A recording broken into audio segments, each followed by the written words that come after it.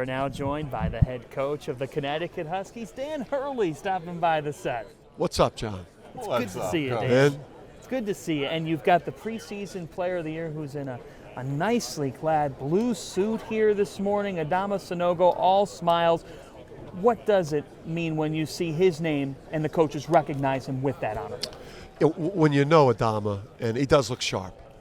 I mean, he looks like the preseason player of the year, right? He's got that. Ben and I were taking notes. Yeah. You know, you can't. Yeah.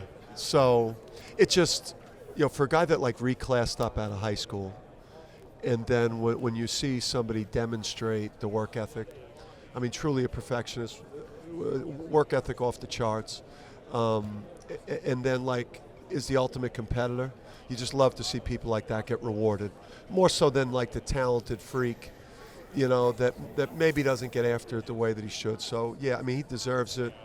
And then having somebody that good on your team takes a lot of pressure off a lot of other people, and we've lost a lot. So we need some pressure taken off some of these other people. Yeah, and you've added obviously some personnel, but I want to stay on Mr. Sanogo for a sec, because I want to say I read in one of the Connecticut papers this offseason to where you said, he's a man on a mission, in your interview. And what about this offseason with him, Danny, that you've compared to the past? Yeah, he obviously didn't like the way he played down the stretch, and it was in large part was more of a function of the head coach just playing him too many minutes down the stretch to just win that next game. And we were playing him 38, 39 minutes a game.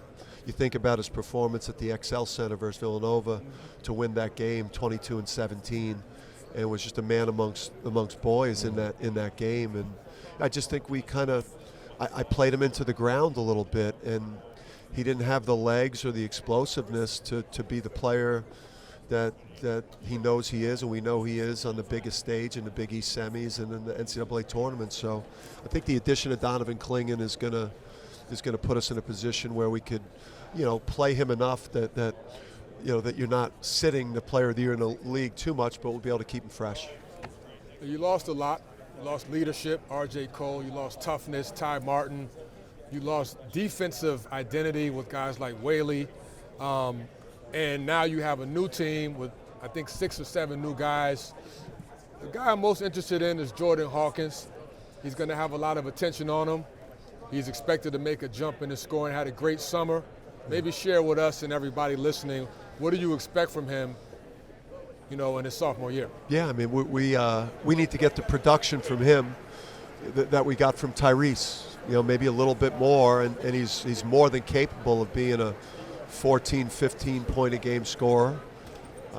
He's one of the most beautiful shooters that's been in a UConn uniform in quite some time.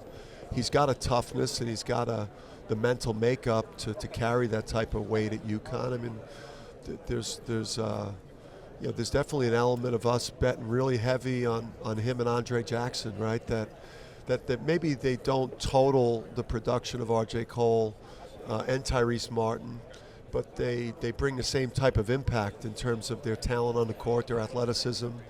But I do think Jordan, some of the moments he did have in Atlantis versus Auburn, I think he flashed an ability to be a premier shooter-scorer this year, and we're banking heavy on it. Sorry, I don't want to get too deep into X's and O's in the practices, but it was a good combo with Sanogo earlier, talking about how, he's working on, showing, getting out, switching on pick and roll, his pick and roll defense a little bit more like that. With the new personnel, are there some little wrinkles and things you guys could do now that maybe you didn't do a year or two ago? Yeah, I mean, from a defensive standpoint, we've always been a very aggressive ball pressure, passing lanes, blitz ball screens, really make our opponents uncomfortable. If we do that with Donovan Clingan, that could get messy, right? So we've got to obviously make some adjustments in terms of some of the new personnel that we've brought in. I think we're a lot better at the offensive end. We're more skilled. We shoot it much better.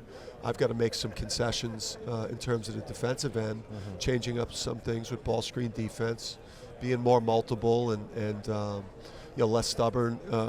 Getting away from my red fist man defense and mixing it up a little bit. But I think the strength of the team is going to be the depth, right? The scoring that we're going to get 4 through 10 is going to far exceed anything I've had since year 6 at Rhode Island, where we were truly one of the deepest teams in the country, and we had a stable of really good guards.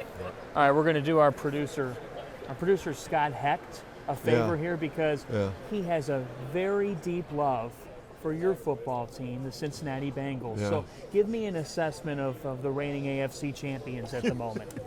And this is coming from a Browns fan who asked you. Yeah. That's easy. That's You don't hard have to for you, give an John. assessment of them. No, I don't think you want me to. The Browns, that is. The Bengals, I'm disappointed.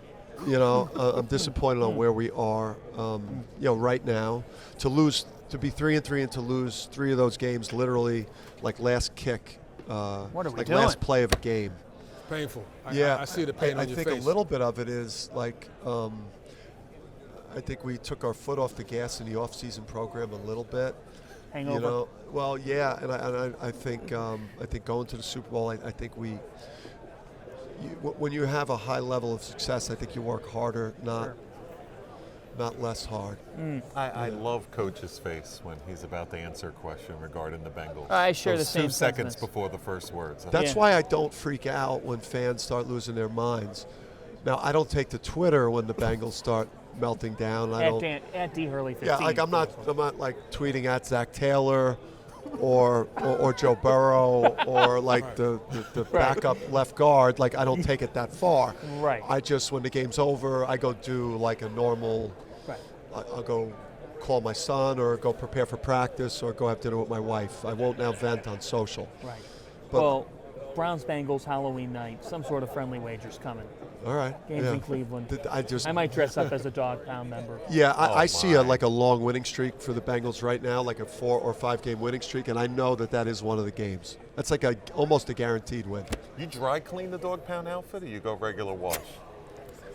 Stop. I'm sorry. Dan I'm Hurley, sorry. everybody.